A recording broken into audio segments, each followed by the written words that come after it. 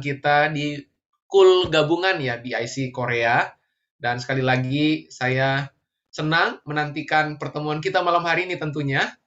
Dan adalah sebuah kehormatan sekaligus sebuah kesenangan gitu ya, bisa berbagi, bisa menyampaikan apa yang memang secara khusus menjadi topik bahasan kita malam hari ini. Dan tadi sudah diperkenalkan, saat ini saya berdomisili di kota Surabaya, gitu ya, di kota Surabaya. Saya tinggal di kota Surabaya. Uh, Walaupun saya tahu jarak Surabaya dan Korea jauh banget gitu ya, tapi serasa dekat kalau kita kemudian ketemu di ruang virtual Zoom malam hari ini. Saya bersama-sama dengan Kowing tentunya ya, ada dalam pelayanan bersama ya, dan melengkapi, menolong, mengequip pelayanan di tubuh Kristus. Dan sekali lagi senang boleh jumpa dengan rekan-rekan malam hari ini, dan waktu yang singkat ini ya kita akan pakai sama-sama untuk boleh berdiskusi. Dan tentunya saya ingin berbagi potongan yang Tuhan udah percayakan dalam kehidupan saya, dan kepingin banget malam hari ini kita boleh mendapatkan sesuatu. Oke ya, dan saya nggak panjang lebar karena memang waktu yang diberikan ke saya untuk sharing nggak banyak ya. Berharap apa yang saya bagikan bisa menolong, melengkapi kerangka berpikir, puzzle yang ada, sebab malam hari ini topik yang kita akan bahas adalah topik yang sangat penting, sebab saya yakin dan percaya manusia itu lapar tujuan. Setuju ya? Ya.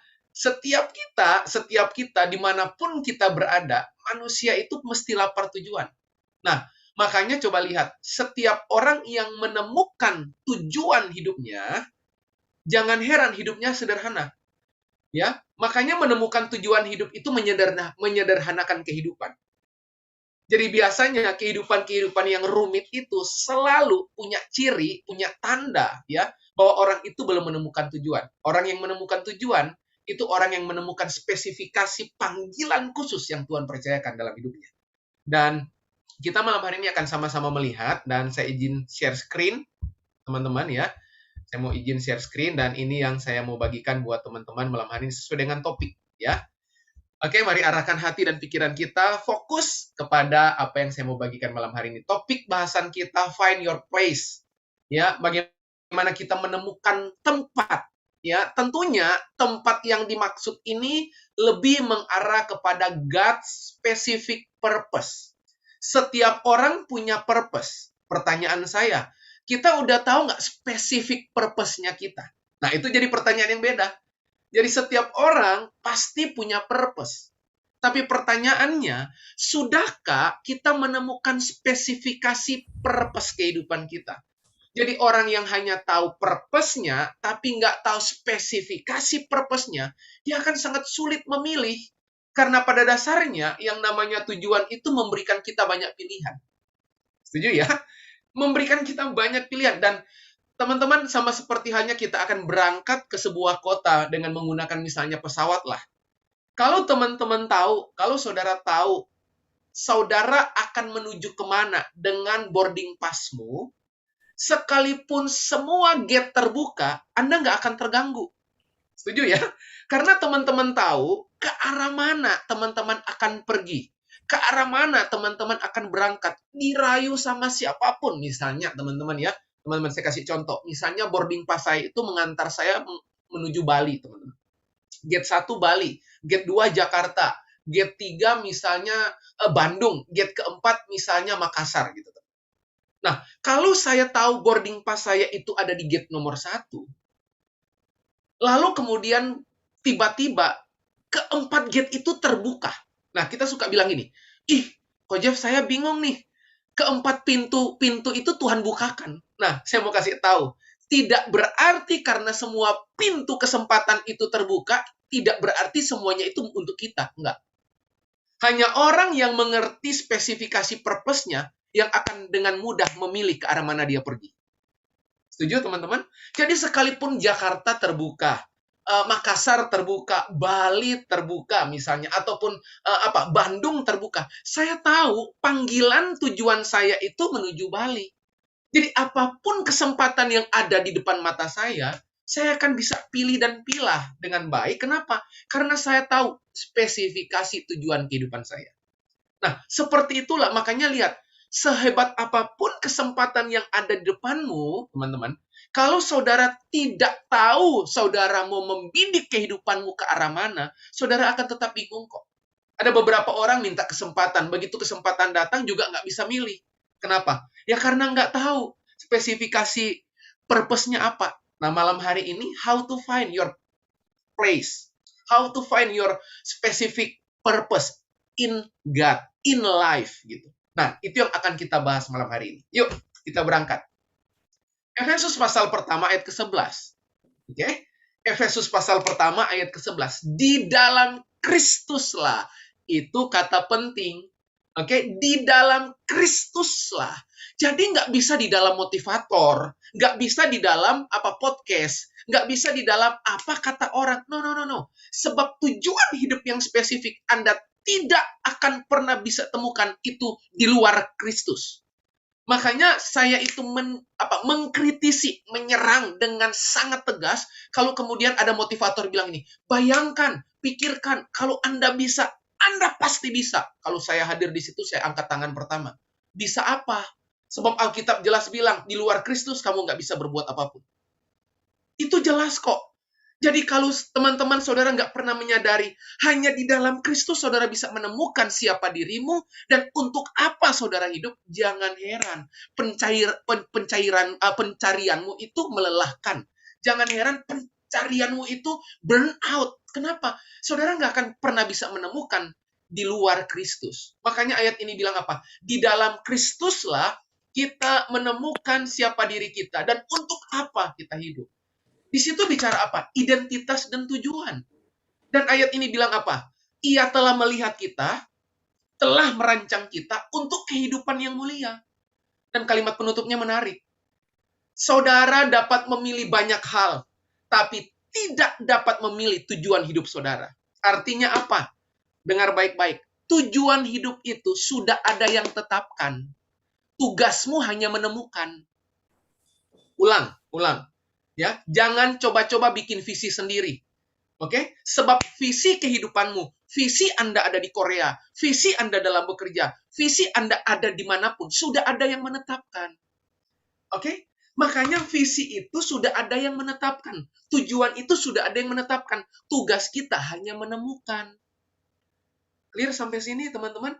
Nah, makanya ada begitu banyak orang berupaya menetapkan. No. Sudah ada yang menetapkan. Siapa yang menetapkan? Tuhan. Nah, kalau sudah ada yang menetapkan, saudara mesti cari kepada si penetap penetapan itu. Si penetap yang menetapkan tujuan hidupmu. Jadi, percayalah, sudah ada yang menetapkan. Saudara tinggal menemukannya. Jadi malam hari ini nggak lagi ada istilah begini. Saya nggak punya tujuan hidup. Nggak. Oke? Nggak. Setiap orang sudah ada yang tetapkan. Tugasnya hanya menemukan. Nah, pertanyaannya, gimana cara menemukannya? Ya, temukanlah kepada si penetap yang menetapkan. Tapi ada tools yang Tuhan kasih supaya kita dengan mudah mengetahui apa yang Tuhan percayakan dalam hidup kita. Di area-area mana kita memang itu excellent banget. Setiap orang itu punya yang namanya pattern of excellence. Oke? Ya, siapapun saudara malam hari ini, saudara punya pattern of excellence yang bisa diobservasi, yang memang cuman saudara yang bisa melakukannya, nggak bisa orang lain. Memang hanya saudara yang bisa mengerjakannya karena memang itu spesifik callingmu. Makanya coba lihat orang yang terlalu sibuk compare hidupnya dengan orang lain, dia nggak pernah sadar tujuan hidupnya yang Tuhan percayakan. Oke? Jadi di dalam Kristus kita menemukan. Saya lanjut. Nah, Efesus pasal 5 ayat 17. Efesus pasal 5 ayat 17. Sebab itu, janganlah kamu bodoh, tetapi usahakanlah supaya kamu mengerti kehendak Tuhan. Wow, ya. Jadi sebenarnya Tuhan lagi bilang ini, orang yang tidak mengerti kehendak Tuhan itu orang bodoh. Oke, saya ulang ya. Jadi bodoh pintarnya di Alkitab itu diukur dari 3 hal. Kapan seseorang dikatakan bijak maupun bodoh? Yang pertama, dia bangun rumahnya di atas dasar apa? Jadi pondasi itu menentukan kebijakanmu dan kebodohanmu. Yang kedua, ayat ini bilang apa? Orang yang mengerti kehendak Tuhan, itu orang bijak. Yang ketiga, masih ingat? Gadis bijaksana dan gadis bodoh ditentukan dari apa? Persiapannya. Satu punya cadangan minyak, satu nggak punya. Jadi orang bijak dan bodoh pada pendekatan firman, bukan orang yang punya title, bukan orang yang hebat dalam banyak hal. No, no, no. Orang yang bijak dan bodoh didekati oleh firman Tuhan, diukur oleh kebenaran pada pendekatan tiga hal tadi. Dan salah satunya, ternyata isu mengerti kehendak Tuhan, itu isu kebodohan atau kebijaksanaan. Anda dikatakan bijak atau bodoh, itu pada isu apa? Ngerti nggak kehendak Tuhan dalam hidup kita? Dan ada kata usahakanlah di situ. Nah, teman-teman tahu nggak arti kata usahakan? Ini. Jadi kata usahakan itu tindakan yang disengaja. Jadi bukan cuma sekedar ujuk-ujuk tiba-tiba datang. Bukan. Jadi sebuah usaha, tindakan yang disengaja, yang diupayakan. Yang tidak hanya didoakan toh, no. Ya, tidak. Tetapi ada sebuah proses observasi, proses pendalaman, proses perenungan, proses apa? Penjajakan. Jadi ada sebuah usaha, tindakan yang disengaja. Makanya saya tulis malam hari ini seperti ini, teman. Saya tulis di depannya teman-teman. Saya tulis seperti ini. Mengerti kehendak Tuhan itu sama dengan mengerti maksud dan tujuan Tuhan atas hidup kita. Jadi mengerti kehendak Tuhan itu isunya apa? Mengerti kehendak Tuhan menurut Efesus pasal 5 ayat 17 adalah begini. Saya mengerti maksud Tuhan dan saya mengerti tujuan Tuhan atas hidup saya. Clear teman-teman sampai sini ya? Saya berharap sampai bagian ini, saudara, teman-teman memahami bahwa yang pertama hanya di dalam Kristus kita itu menemukan siapa diri kita dan untuk apa kita hidup. Oke? Jadi jangan berupaya menetapkan visi. Tugasmu hanya menemukan visi, sebab sudah ada yang menetapkan. Yang kedua, ayat ini bilang apa? Ada sebuah tindakan yang disengaja. Berarti yang namanya tindakan yang disengaja, itu diniatkan. Oke? Itu diupayakan. Oke ya, clear sampai situ. Saya lanjut, teman-teman. Nah, sebuah penelitian oleh Richard Leider dan David Shapiro, ya, Davis Shapiro, ya, Uncover Your Calling. Dia menulis begini, dia menemukan baru-baru ini bahwa ketakutan utama yang dimiliki orang ialah menjalankan kehidupan tanpa arti. Menemukan tujuan dan menggenapinya merupakan kerinduan terdalam hati manusia. Bahkan lebih mendesak daripada ketenaran atau kekayaan. Wow. Ya, saya membaca buku yang ditulis oleh dua orang ini. Bukunya judulnya Uncover Your Calling. Saudara bisa beli, saudara bisa baca. Menarik penelitian yang mereka lakukan oleh dua orang ini. Mereka menemukan ternyata ketakutan terbesar orang bukan karena isu ketenaran atau kekayaan. No. Ada yang lebih mendesak. Karena setelah orang itu kaya, orang itu tenar, kalau dia nggak punya tujuan atas kekayaannya, tujuan atas ketenarannya, dia nggak akan pernah bisa fulfill. Jadi fulfillment seseorang ditentukan waktu dia tahu, dia mengerti ada sebuah tujuan, ada sebuah arahan, direction untuk dia hidupi dan dia genapi. Wow, itu kehidupan yang sepenuhnya penuh arti. Oke, saya lanjut teman-teman. Saya lanjut. Nah, Mazmur pasal 139 ayat 13 sampai 16. Saya yakin ayat-ayat ini bukan ayat-ayat yang asing buat kita. Saya bacakan ayat 13. Sebab engkaulah yang membentuk buah pinggangku, menenun aku dalam kandungan ibuku. Aku bersyukur kepadamu oleh karena kejadianku dahsyat dan ajaib. Ajaib apa yang kau buat dan jiwaku benar-benar menyadarinya. Tulang-tulangku tidak terlindung bagimu. Ketika aku dijadikan di tempat yang tersembunyi, dan aku direkam di bagian-bagian bumi yang paling bawah. Matamu melihat selagi aku bakal anak, dan dalam kitabmu semuanya tertulis hari-hari yang akan dibentuk sebelum ada satu pun daripadanya. Tolong saudara garis bawahi, dalam kitabmu. Dalam apa? Dalam firman-Nya. Makanya orang yang nggak cinta firman, nggak akan pernah bisa mengenali panggilannya. Makanya orang yang nggak cinta firman, nggak akan pernah mengetahui roadmap kehidupannya. Sebab Alkitab bilang, dalam kitabmu, dalam firman-Nya. Artinya apa? Di dalam diri Kristus sendiri. Semua udah ditulis hari-hari tentang hidupmu yang akan dibentuk. Bahkan ayat ini bilang ini, sebelum ada satu orang pun yang tahu. Artinya apa? Berarti kalau sebelum ada satu orang pun yang tahu, jauh sebelumnya sudah ada yang tahu, yaitu Tuhan sendiri. Makanya kita nggak boleh sok tahu. Apalagi nggak mau tahu. Ya. Nah, saya tunjukkan. Kita nggak bisa menjadi apa saja yang kita inginkan. Ya, saya masih ingat kalimat papa saya yang kemudian saya tahu itu salah. Ya, orang tua kalau ditanya, kalau anak tanya gitu ya, mau jadi apa gitu ya. Seringkali ya, orang tua akan bilang ini, kamu bisa jadi apapun yang kamu mau. Itu hal yang keliru. Oke? Anda hanya akan bisa jadi seperti apa yang Tuhan mau. Makanya kita nggak bisa pakai spirit, aku ingin begini, aku ingin begitu, ingin ini, ingin itu banyak sekali. Ya nggak boleh, teman-teman. Nggak boleh. Yang harus kita miliki, kita hanya bisa menjadi apa yang Tuhan mau. Nah, pertanyaannya, kita tahu nggak malam hari ini apa yang Tuhan mau atas hidup kita? Makanya coba lihat, pencarian tujuan berdasarkan apa yang saya mau, itu terjebak pada ambisi-ambisi. Tapi nggak masuk pada penggenapan visi Tuhan. Ya, kita bergerak pakai ambisi. Kenapa? Karena apa yang saya mau, bukan apa yang Tuhan mau. Makanya kita nggak bisa menjadi apa saja yang kita inginkan. Dengar baik-baik. Kita tidak bisa menjadi apa yang kita inginkan. Tetapi kita hanya bisa menjadi apa saja yang Tuhan inginkan dalam kehidupan kita. Jadi pertanyaannya gini, udah tahu belum apa yang Tuhan inginkan dalam hidup kita? Oke? Udah tahu belum? Kalau belum tahu, ya mesti cari tahu. Nah, gimana cara taunya? Gimana cari taunya? Nah, malam hari ini kita akan temukan. Saya lanjut, teman-teman. Nah, lihat. Galatia pasal 6 ayat 4 sampai 5. Amatilah dengan teliti. Tuh.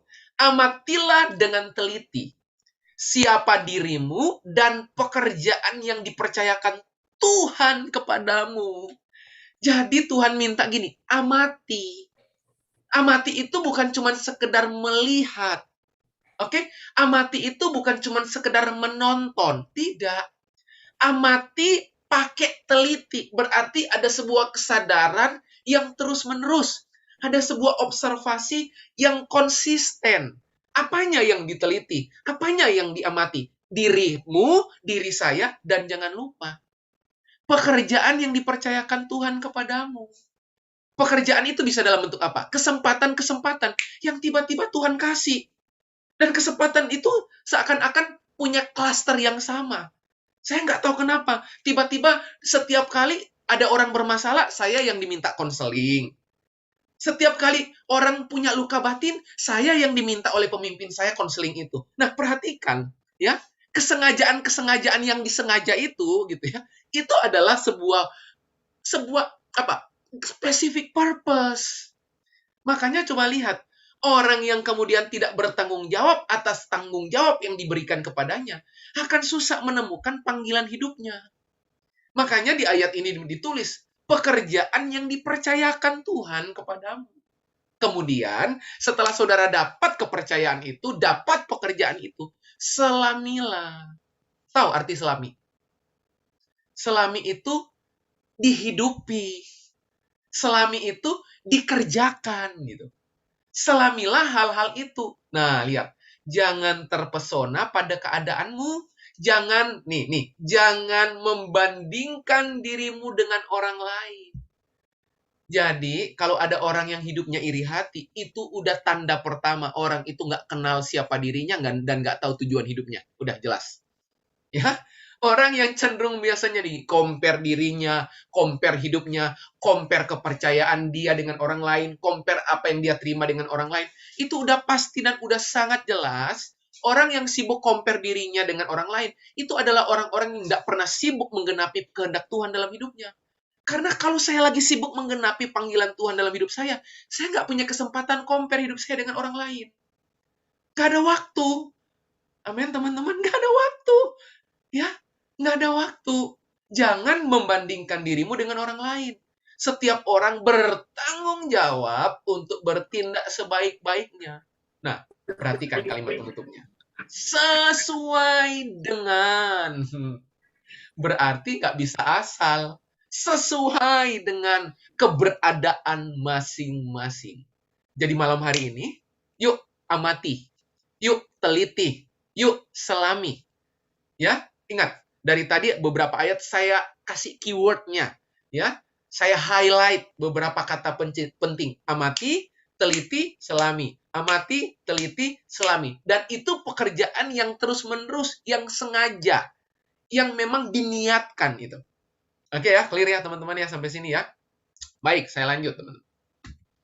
Nah, ini lagi. Ya. 1 Petrus 4 ayat 10 sampai 11. 2 Korintus 8 ayat 19 bagian B. Tuhan telah memberikan dari kekayaannya. Wow, kalimat ini menarik. Tuhan telah memberikan dari kekayaannya karunia rohani kepada masing-masing. Jadi kalau ada sekitar belasan partisipan malam hari ini yang join di tempat ini, berarti Tuhan itu udah kasih kepada saudara spesifikasi karunia. Spiritual gift. Karunia-karunia rohani kepada setiap orang yang ada di ruang partisipan malam hari ini. Kelolalah dengan baik. Tuh kan? Tuh, lihat. Ya, orang yang mengerti panggilan hidupnya akan punya spirit pengelolaan. Makanya coba lihat, orang yang sembarangan adalah orang yang tidak pernah tahu apa yang menjadi spesifik calling dalam hidupnya. Kelolalah dengan baik karunia itu. Nah, kenapa Tuhan minta kita kelola? Supaya, setiap kali ada kata supaya itu mengantar kita pada tujuan. Supaya kemuliaan Tuhan dapat mengalir melalui kamu. Jadi Tuhan akan pakai hidup kita berdasarkan spesifik purpose yang Tuhan kasih dalam kehidupan kita. Jadi kalau ada pertanyaan, Tuhan pakai hidup saya. Ko Jeff, gimana cara supaya Tuhan pakai hidup saya? Pertanyaan saya, kita telah menghidupi purpose of life-nya kita enggak? Karena ingat, ayat ini bilang apa? Kemuliaan Tuhan mengalir melalui saya pada saat saya menghidupi karunia rohani. Pada saat saya hidupi purpose of life saya. Clear teman-teman sampai sini? Apakah engkau terpanggil untuk membangun orang lain? Lakukanlah itu dengan seluruh kekuatan dan energi yang diberikan Tuhan, maka Tuhan akan dimuliakan. Wow, ya, maka Tuhan akan dimuliakan.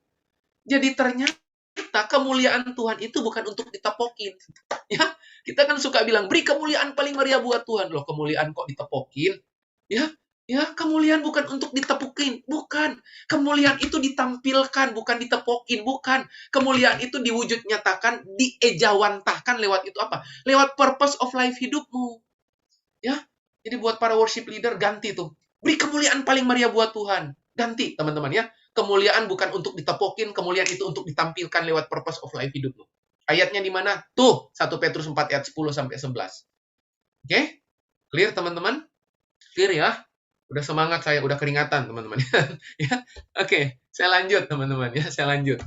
Nah, yuk, saya mau tutup, teman-teman. Ya, dengan memberikan sama teman-teman bagaimana menemukan specific purpose. Oke, how to find it. Ya, bagaimana saya menemukan tujuan hidup saya.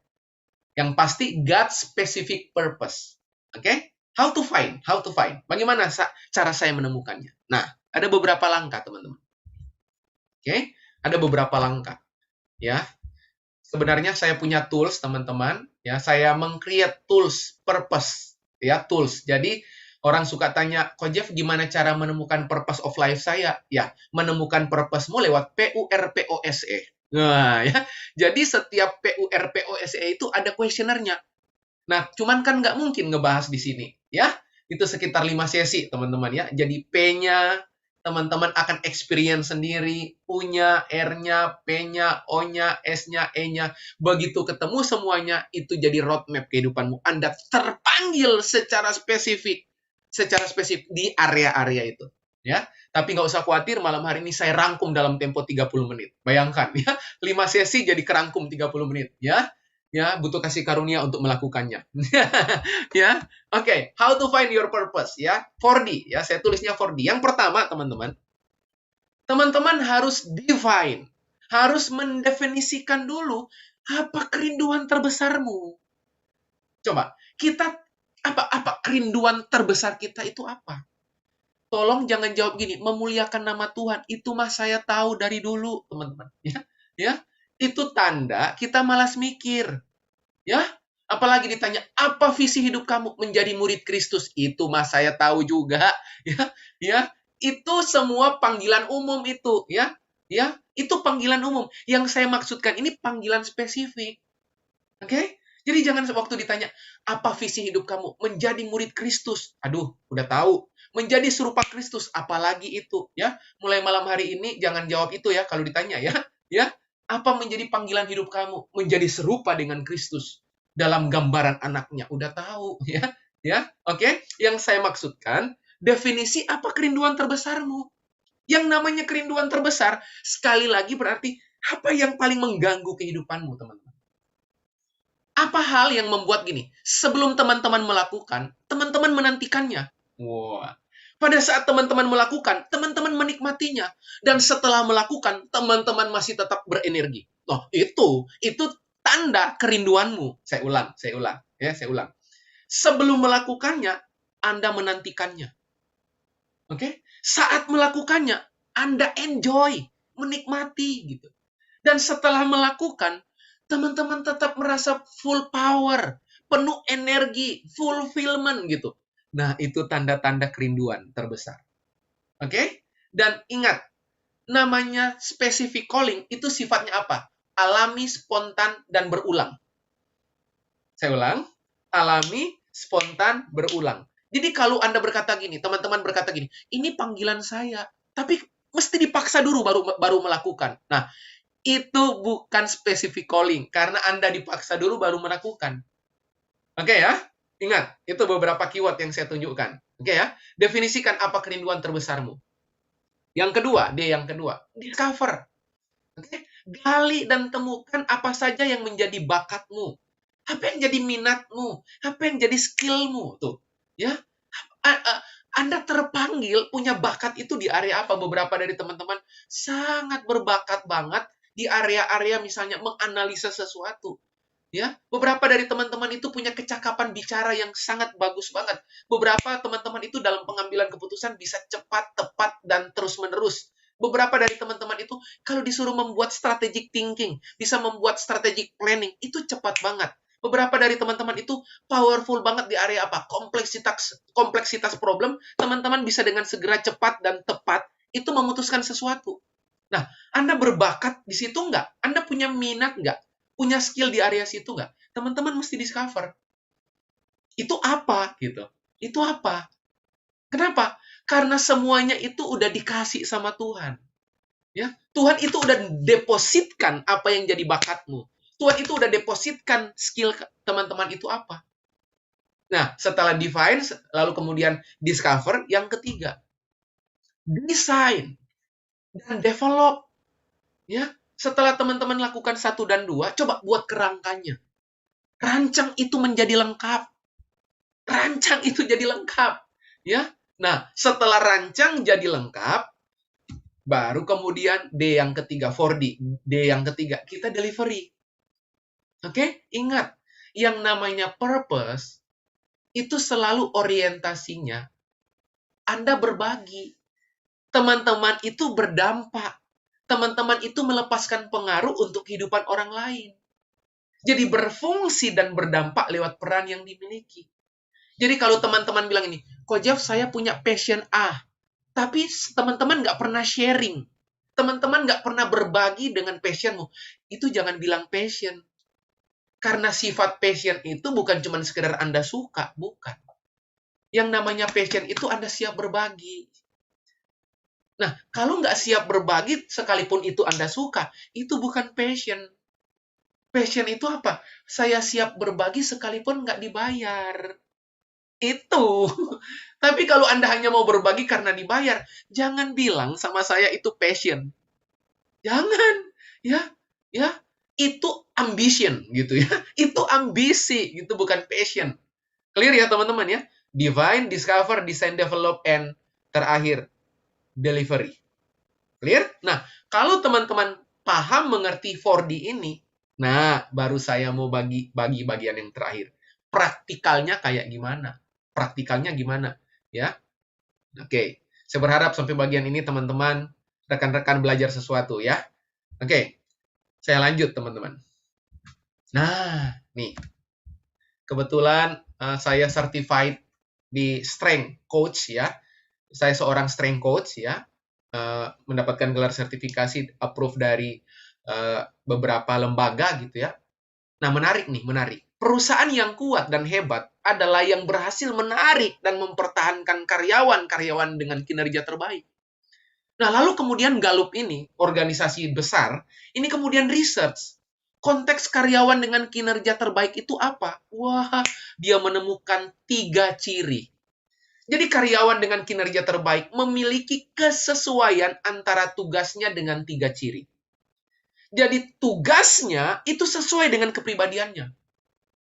Tugasnya sesuai dengan bakatnya. Dan tugasnya sesuai dengan strength-nya. Nah, oke ya. Jadi, kenapa orang itu menikmati pada pelayanan-pelayanan tertentu? Oke? Tidak semuanya Anda terpanggil di semua pelayanan. Enggak. Ya. Ya. Saya, salah satu karunia rohani saya nomor 1 itu mengajar, teman-teman. Ya. Jadi, saya bisa sangat enjoy banget dari terbit matahari sampai terbenam gitu ya. Saya enjoy banget mengajar ya. Hal yang kedua yang saya nikmati adalah proses coaching and counseling gitu ya. Saya enjoy banget melakukan proses-proses itu dan untuk bagian itu saya banget gitu ya. Dan saya tahu saya akan fulfill di bagian itu. Makanya saya dalami, saya tekuni, saya hidupi supaya kemudian tadi kemuliaan Tuhan itu melalui saya dinyatakan tuh. Nah, malam hari ini pertanyaannya ini. Nah, gimana kita menemukan purpose of life-nya kita? Ingat, saya ulang. Tadi ada 3 ya teman-teman ya. Ada 3, oke.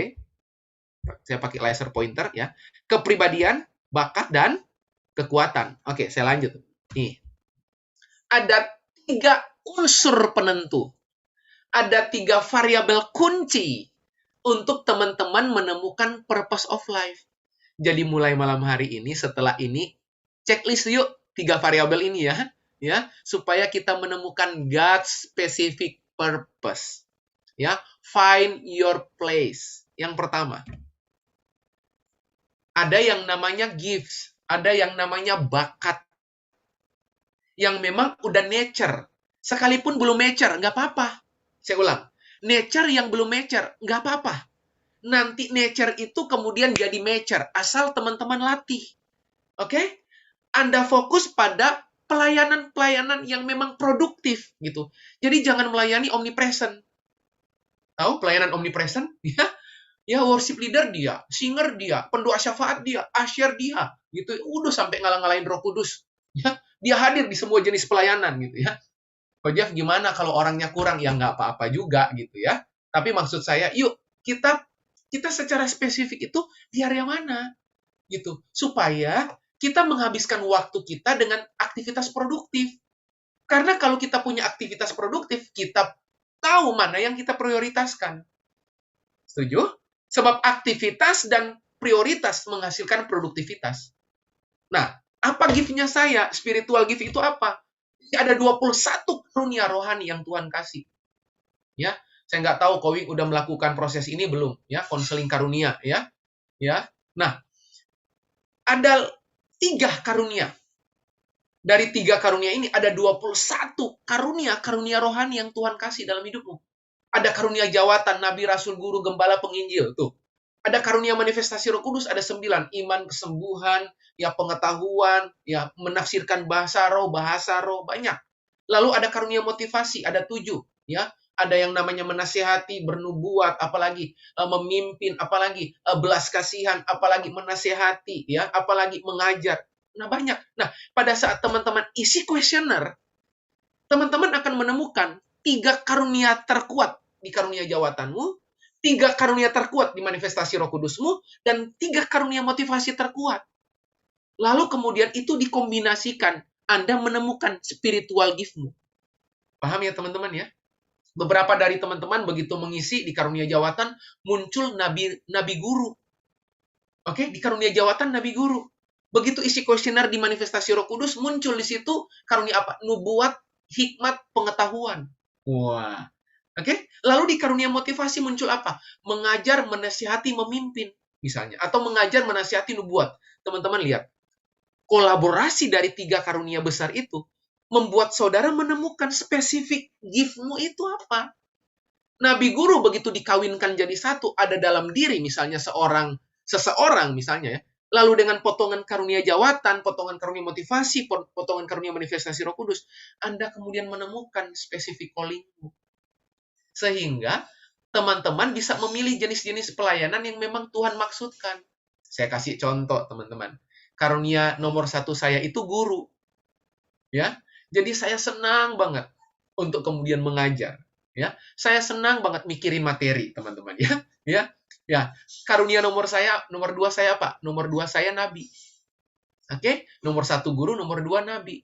Di karunia manifestasi Roh Kudus saya, nomor 1 itu apa? Nomor 1 itu hikmat. Nomor 2 itu pengetahuan. Nomor 3 itu nubuat. Nih, di karunia motivasi saya, nomor 1 mengajar. Nomor 2 menasehati. Nomor 3 nubuat. 3 karunia motivasi itu aja karunia perkataan. Ingat?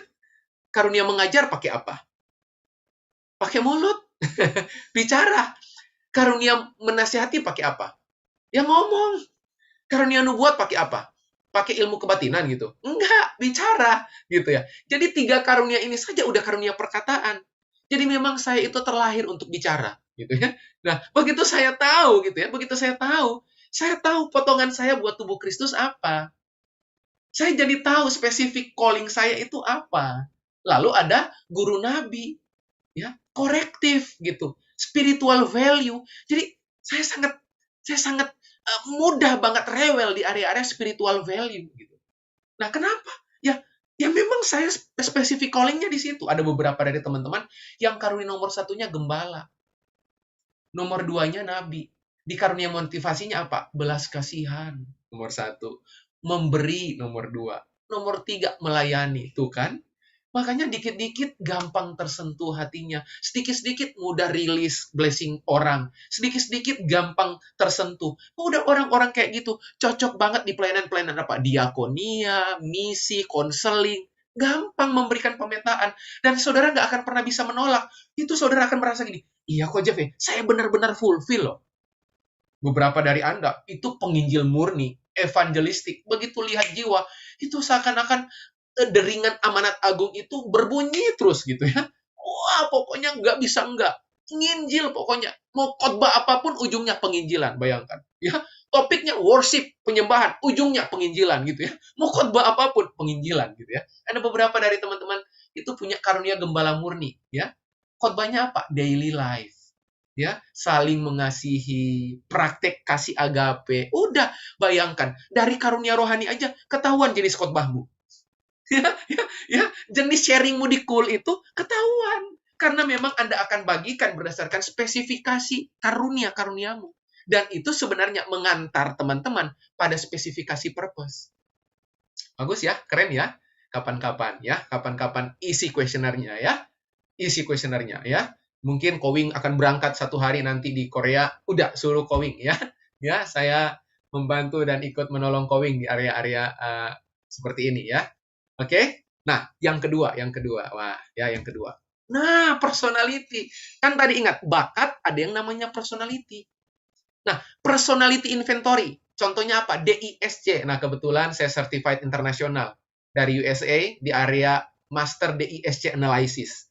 Jadi saya certified ya, di mana sertifikasi saya berlaku secara internasional. Ya, jadi saya di negara manapun sertifikasi saya diakui di seluruh dunia.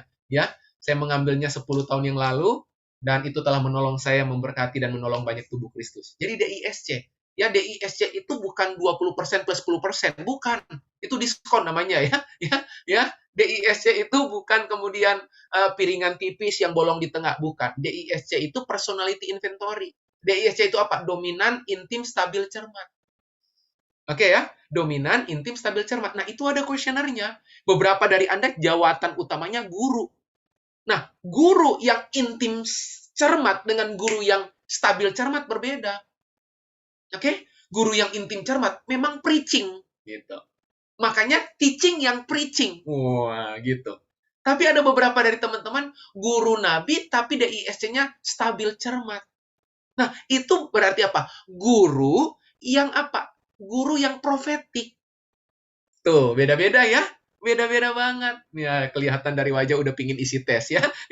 Ya, nggak apa-apa ya. Saya tunjukkan dulu ya, supaya teman-teman minimal dapat framework-nya berpikir. Oke ya teman-teman ya. Jadi yang kedua, personality teman-teman mesti tahu. Yang ketiga apa? Strength. Strength itu dibagi dalam 4 cluster. Ada yang namanya executing, ada yang namanya influencing, ada yang namanya relationship building, ada yang namanya strategic thinking. Wah, beberapa dari Anda itu achiever banget. Wah, ya, bayangkan. Karunia jawatannya rasul, DISC-nya dominan mentok. Ya. Lalu kemudian ada di area achiever, executing. Waduh, itu kalau mimpin ya, maju serang, strateginya gimana? Nanti dipikir waktu nyerang gitu ya. Ya begitu noleh ke belakang, orang compang-camping di belakang, ya udah kelelahan, nggak ada yang balut gitu. Nah, ada beberapa dari Anda itu mahir bangun hubungan one on one. Waduh, udah kalau konseling one on one, aduh orang itu mengalami encounter dengan Tuhan. Anda itu hanya cukup berkata-kata kayak seorang wanita yang menjamah jubah Yesus ya, katakan sepatah kata dan aku akan sembuh. Wah, gitu ya. Orang-orang konselor itu gini, saya akan katakan sepatah kata dan kamu akan sembuh. Wah, gitu ya. Begitu seseorang konselor itu ada di ruang-ruang konseling, dia empatinya itu memberikan pengharapan. Belum ngomong. Baru melas aja, wajah yang melas aja, orang udah sembuh. Ya dia belum ngomong. Baru ketemu, udah berbelas kasihan gitu. Orang itu udah merasa, aduh, hanya dekat Allah saja aku tenang gitu ya. Ya kita belum ngomong gitu ya. Ya kita belum ngomong baru lihat wajah. Ada beberapa orang yang memang panggilannya itu apa? Orang yang strategic thinking gitu. Segala sesuatu itu dianalisa, segala sesuatu itu diplanningkan, direncanakan. Oke, apa yang akan kita lakukan BIC Korea di tahun 2022? Wah, orang-orang strategic thinking akan kemudian mendalami itu, lalu kemudian oke, kita akan melakukan 3 hal ini dengan 3 periode waktu. Wah, itu orang-orang strategic thinking, ya. Jangan suruh maksa orang-orang yang influencing. Ya, karena memang dia terlahir untuk persuasif, motivating gitu. Beda lagi dengan orang-orang yang executing dan relationship building. Oke, ingat teman-teman, begitu 3 item ini digabungkan jadi satu, selamat datang purpose of life. Wah, disitulah yang namanya purpose di tengah-tengah. Jadi, kapan Anda teman-teman menemukan purpose? Waktu teman-teman menemukan apa yang menjadi gift-mu, apa yang jadi personality-mu, dan apa yang jadi strength-nya teman-teman. Yang saya singkat GPS. Ya. GPS. Jadi ingat malam hari ini, how to find your purpose? GPS. Oke, G-nya apa? Give. P-nya apa? Personality. S-nya apa? Strength. Kok Jeff, terus gimana cara tahu? Isi questionnaire. Gimana cara isi questionnaire? Nanti isi kuesioner pokoknya ya. Ya nggak tahu gimana caranya ya. Ya udah pokoknya nantilah kita ngobrol-ngobrol lagi ya untuk menindaklanjuti misalnya ya. Oke, teman-teman, clear ya, teman-teman ya. Ya.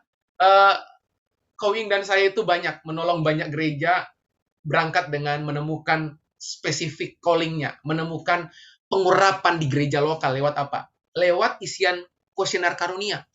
Dari situ pun membedah, menuntun orang menemukan purpose-nya, spesifik karunianya. Wah, asik banget ya teman-teman ya. Oke teman-teman, saya udah 30 menit. Satu slide lagi ya. Dan kemudian saya selesai. Saya tahu teman-teman, beberapa dari teman-teman setahu saya kalau dari wajah kelihatannya masih kuliah nih ya. Benar nggak, Lydia? Nah, buat teman-teman yang masih kuliah, aduh senang banget. Moga-moga satu waktu saya bisa datang Korea ya. ya. Oke ya. Nah, teman-teman, ya. Saya juga sempat melayani BIC Calgary di Kanada ya. Jadi 2 tahun yang lalu sebelum pandemi Saya juga datang ke sana untuk kemudian melatih gereja lokal di sana, retreat di sana, ya selama hampir 10 hari di sana ya. Senang banget boleh terkoneksi ya, senang banget ya. Nah, baik teman-teman, saya lanjut teman-teman. Oke. Nah, saya mau tutup kasih hadiah buat teman-teman yang lagi kuliah di sana supaya kalau mau pulang Indo ya teman-teman itu udah punya strategi perencanaan karir dan pekerjaan. Tuh lihat, malam hari ini paket lengkap sekalipun 30 menit udah lewat sedikit ya ya paket lengkap ya, spiritualitasnya tersentuh, marketplace-nya tersentuh ya, paket lengkap, bukan cuma paket hemat tapi paket lengkap ya. Ya, oke. Gimana strategi perencanaan karir dan pekerjaan? Wah, waktu saya tampilkan ini kelihatannya Dedi wajah-wajahnya langsung berseri ya, dipenuhi kemuliaan Tuhan kelihatannya ya. Ya ampun kok Jeff, nggak rugi banget saya hadir malam hari ini ya. Ya nggak rugi banget, memang nggak rugi ya teman-teman ya. Yuk, ada beberapa langkah untuk teman-teman bisa merencanakan karir pekerjaan setelah teman-teman menemukan purpose of life. Yang pertama, tetapkan pekerjaan yang diinginkan. Tentunya yang Tuhan mau atas hidupmu. Jadi jangan pernah bilang ini, terserah. Ya ampun, mentalitas terserah itu, ya masa depannya terserah. Cara berpikirnya itu terserah. Cara berkatanya terserah.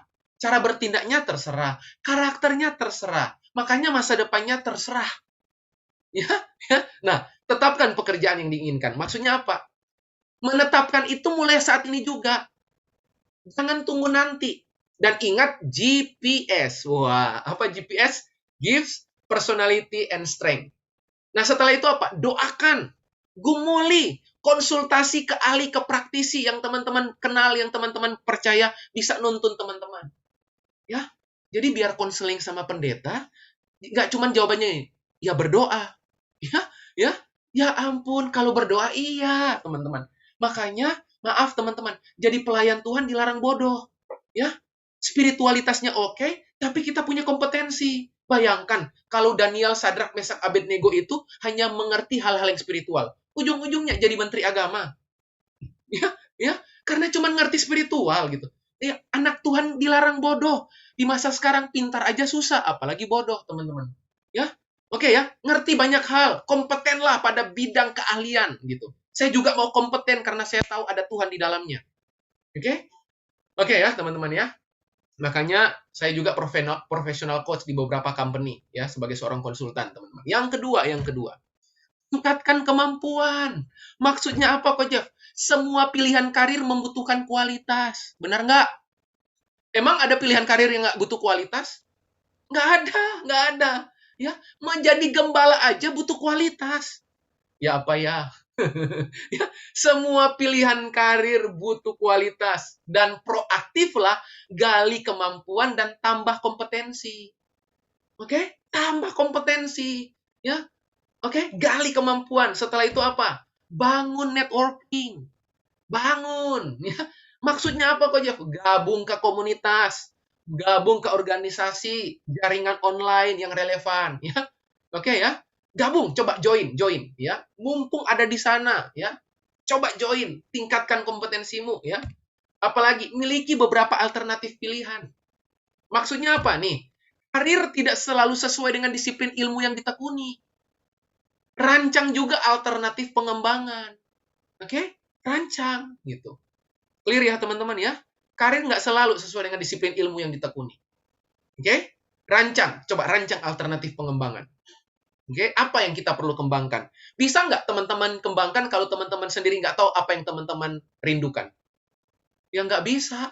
Akhirnya apa? Semuanya dipilih. Ya, yang bagian ini pilih salah satu, coret yang nggak perlu. Yang terakhir, teman-teman. Terus update informasi. Nah, ya update terus informasi tentang dunia kerja. Jadi bukan cuma sekedar nonton drakor. Ya, ya, itu yang sekarang lagi heboh di Indonesia gitu ya. Waktunya habis dengan komik, dengan novel, dengan drakor, teman-teman. Coba update informasi. Ya, dunia kerja saat ini membutuhkan kompetensi apa, teman-teman? Kenapa? Karena dengan demikian Kristus dimuliakan dengan apa yang Tuhan percayakan dalam kehidupannya, teman-teman. Amin, teman-teman. Kelihatannya saya selesai. Nah, yuk Hidup tanpa tujuan adalah hidup tanpa makna. Coba yuk ucapkan sama-sama, di mute, tetap di mute ya. Hitungan ketiga dari saya. 2, 3. Hidup tanpa tujuan adalah hidup tanpa makna. Sekali lagi 2, 3. Hidup tanpa tujuan adalah hidup tanpa makna. Saya selesai ya. Itu Instagram saya, itu nomor handphone saya. Saya tutup dengan kalimat, mampu saja tidak cukup. Anda harus terampil dan ahli dalam bidang yang Anda tekuni lewat potensi yang Anda miliki. Oke? Saya selesai. God bless you all. Tuhan Yesus memberkati teman-teman. Saya kembalikan kepada host. Thank you teman-teman. Wow, thank you Ko. Ayo semuanya bilang thank you guys. Thank you, Thank you, thank you Ko. Thank you. Gila, otak aku langsung mikir banyak hal semua dari yang kok bicarain tadi. Terus catatanku udah panjang banget nih. Wah, Bingung hebat. mau ngasih summary-nya, bingung ini panjang banget. Oke, thank you banget Ko Jeffrey. Aku kasih summary dikit ya. Yang bagus banget itu tadi, manusia itu pasti lapar tujuan. Jadi jangan heran kalau orang yang udah nemuin tujuan hidupnya justru simple. Terus yang tadi perumpamaan naik pesawat itu keren banget. Ibarat naik pesawat, kalau kita udah tahu tujuan kita, no matter how many gates open di boarding gate, kita nggak bakal terdistract ya. Gila, itu Yes. bagus banget. Terus udah gitu, itu juga jangan coba-coba bikin visimu sendiri, karena Tuhan udah menetapkan tujuan kita hanya menemukan. Jadi nggak ada lagi yang ngomong aku nggak punya tujuan hidup. Oke, guys. Ya. Terus sama yang terakhir tadi yang 4D juga, definisikan, discover, gali dan temukan apa yang menjadi bakat minat, design, develop, buat kerangka dan rancang menjadi lengkap, dan delivery. Apakah kita berbuah lah ya di yang karunia kita itu, dan apakah kita berdampak gitu. Terus tadi GPS juga sampai aku capture nih semuanya, takut lupa. Gift, personality, sama strength. Oke, nah aku punya pertanyaan nih kok langsung ya, karena waktu Boleh. kita tidak banyak. Pertanyaan pertama, kalau misalnya kayak tadi kalau Jeff gitu kan panggilannya tuh udah jelas-jelas mengajar, terus ya bernubuat, menasehati dan bla bla bla. Tapi misalnya nih aku punya bakatnya punya panggilan seperti Koko, tapi aku kerjanya baking, itu gimana? Oke. Good point. What can I do with Good it? point. Oke. Nah, sebenarnya gini. Setiap orang bisa memanfaatkan strength-nya dia untuk menjadi maksimal pada jenis pekerjaan apapun. Oke? Itu area penugasan, tanggung jawab. Tetapi pertanyaannya gini. Apakah orang itu berbuah di situ? Itu hal yang beda. Contoh. Saat ini orang itu kerja di banking. Benar ya? Sorry, bukan banking, baking kok. Itu bikin Oh, kue oke, gitu, maafkan. misalnya. Oke. Nah, baik, apapun jenis pekerjaan itu ya, yang mungkin kita merasa gini, nggak cocok dengan kita. Setuju ya? Mengarah ke situ kan? Misalnya, nggak cocok dengan kita. Nah, pertanyaannya gini, cocok tidaknya itu bergantung beberapa hal. Pertama, apakah kita terpanggil di area itu apa enggak? Tergantung dari yang pertama. Kita mudah nggak melakukannya? Kita mudah nggak melakukannya? Kalau kita bilang kita sulit, setengah mati banget gitu. Jangan bilang itu panggilan kita. Ya, kita mudah nggak melakukannya. Itu yang pertama. Yang kedua, kita terpanggil di situ apa enggak? Kriteria yang kedua, tanda yang kedua, bukan cuma sekedar mudah. Yang kedua, kita menikmati, kita enjoy. Oke? Kita nikmati sampai lupa waktu, sampai kemudian bukan cuma menikmati sampai lupa waktu, orang yang enjoy dengan pekerjaannya, penuh kreativitas. Jadi kalau saudara udah kehilangan kreativitas, buntu, jangan bilang itu passionmu. Orang yang punya passion itu anti mati gaya, ya. Sampai dia bikin iklan, ini ceritaku, mana ceritamu? Itu iklan Indomie soalnya ya. Ya. Tapi kalau orang-orang yang nggak mengerti itu, dia balik, ini deritaku, mana deritamu? Ya, ya. Hmm. Oke ya, yang kedua, dia enjoy nggak? Yang Hmm. ketiga, dia excellent. Excellent. Yang pertama easy, mudah, enjoy, yang ketiga excellent. Hmm. Oke? Dia gini. Excellent itu gini. Ya bahasanya saya, minim persiapan tapi hasil maksimal. Hmm. Ini persiapan. Pernah ngalamin itu? Ngalamin? Hmm. Yes. Saya itu pernah beberapa kali harus khotbah mendadak dan ngajar mendadak. Itu saya enjoy banget loh, walaupun nggak ada persiapan. Karena Hmm. itu mendadak. Tiba-tiba pembicara nggak datang, saya yang naik panggung gitu ya. Pembicara nggak datang, saya yang mesti ngajar. Nah, karena memang itu spesifik apa? Spesifik anointing gitu. Kalau Hmm. bahasa rohaninya, ya. Spesifik pengurapan spesifik gitu. Nah, pertanyaan saya, kita centang nggak tiga hal itu? Hmm. Kalau kita nggak centang tiga-tiganya, ya berarti pikirkan ulang. Hmm. Paham ya? Itu jelas Oke. banget. Oke. Iya. Oke, oke, Angguk-anggukannya oke. itu menunjukkan amin, amin, amin. Gitu. Iya, Saya iya, iya, senang iya, banget iya. tuh wajahnya teman-teman. Senang banget, senang banget. Ini mah kalau sampai kayak gini, sampai jam 10 malam saya ladenin, Dedi. Oke, Ya. oke. Thank you, Ko. Senang banget saya ngelihat teman-teman. Oke. Apalagi wajahnya Evan itu, wajahnya Evan tuh. Evan, Evan. Evan gini-gini, salam kenal, Van. Iya, salam eh, kenal kok. Dari tadi Ya, mikir terus ya. kok ini. dari Gimana? tadi lagi mau nanya ya, Van? Lebih Gitu. tepatnya nanya ke diri sendiri. Nggak apa-apa, nggak apa-apa. Itu justru stages yang penting. Ya. Hmm, Jangan hmm, coba-coba tanya ke orang lain sebelum tanya sama diri sendiri ya. hmm. Oke, thank you kok untuk jawabannya. Jadi Yes. easy, enjoy, excellent ya. Walaupun Ya, kita beda sama panggilan kita pekerjaannya, tapi kita tetap bisa mengembangkan strength kita di pekerjaan tersebut gitu ya. ya. Oke, kalau misalnya kita misalnya nih, oke, saya dari muda udah tahu nih, kayak misalnya kok Dedi gitu kan dari muda udah tahu saya teologi gini gini gini gini. Tapi bisa nggak sih kok pada umur tertentu misalnya berubah gitu? Oke. Wah, pertanyaannya bagus-bagus nih. Bagus-bagus. Ya, bisa nggak berubah? Ingat, visi hidup itu multiply. Hmm. Oke? Dia multiply, direproduksi dari induk yang sama. Jadi sebenarnya nggak bisa dikatakan berubah, bukan. Oh. Paham ya? Hmm. Paham ya? Jadi misalnya gini, ayam jadi ayam putih, ayam merah, ayam kuning, ayam abu-abu, ayam hitam. Tapi sebenarnya tetap ayam nggak? Iya. Nah, itu yang maksud saya. Habis saya bilang multiply dan reproduksi pada bingung gitu, wajahnya kelihatan gitu ya. Ya udah saya kasih contoh ayam gitu aja. Jadi sebenarnya bukan change, bukan. Tapi Oh, multiply. tapi Kenapa multiply? Karena tercultivate. hmm, Clear ya teman-teman ya? karena Terreproduksi. oke. Gitu. Ya kayak, Oke. maaf teman-teman, kayak corona.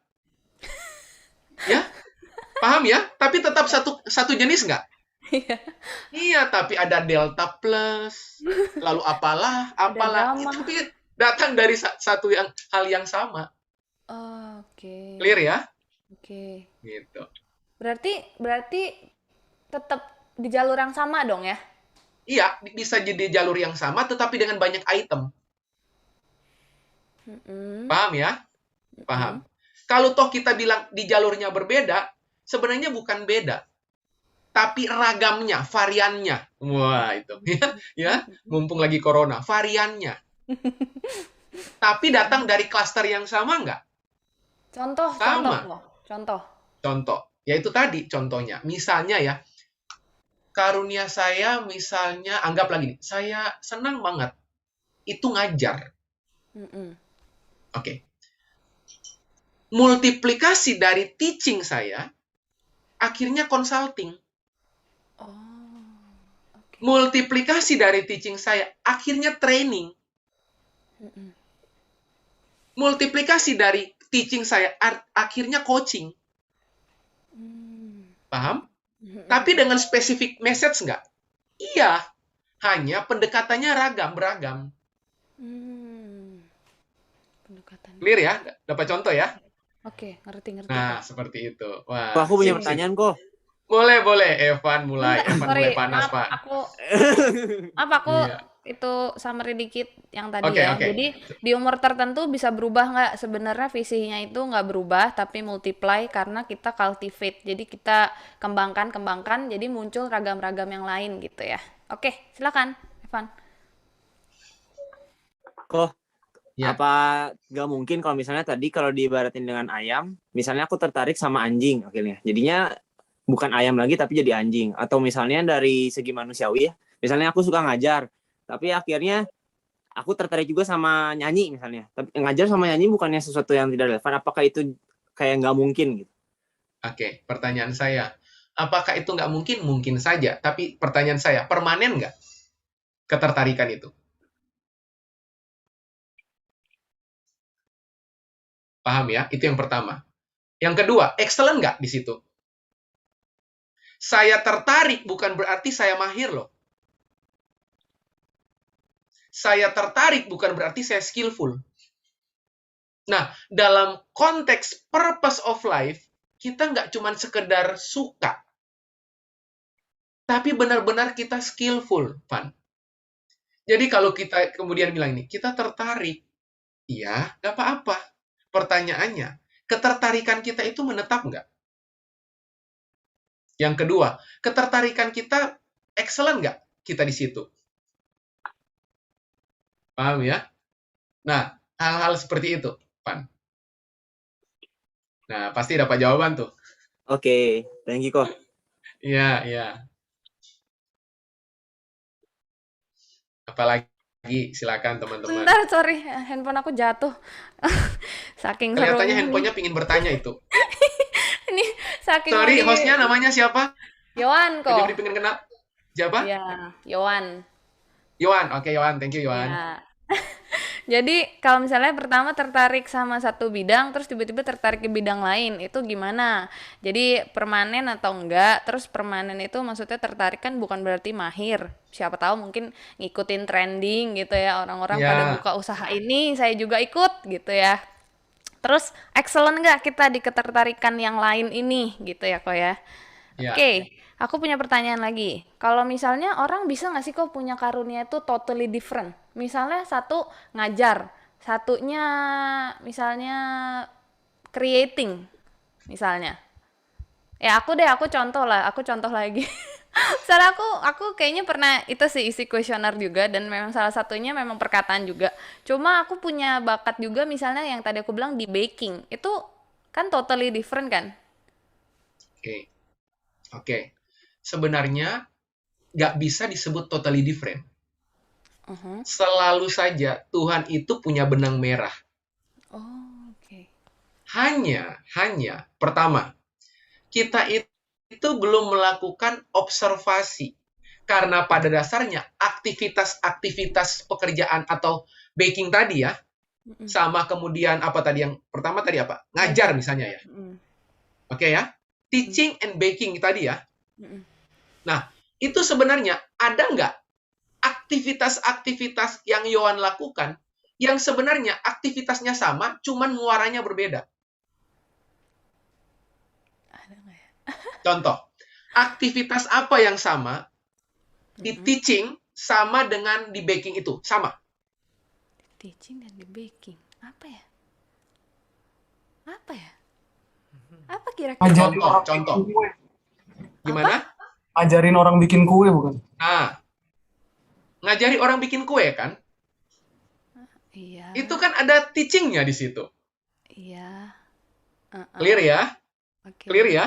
Uh-uh. Hanya frame-nya beda.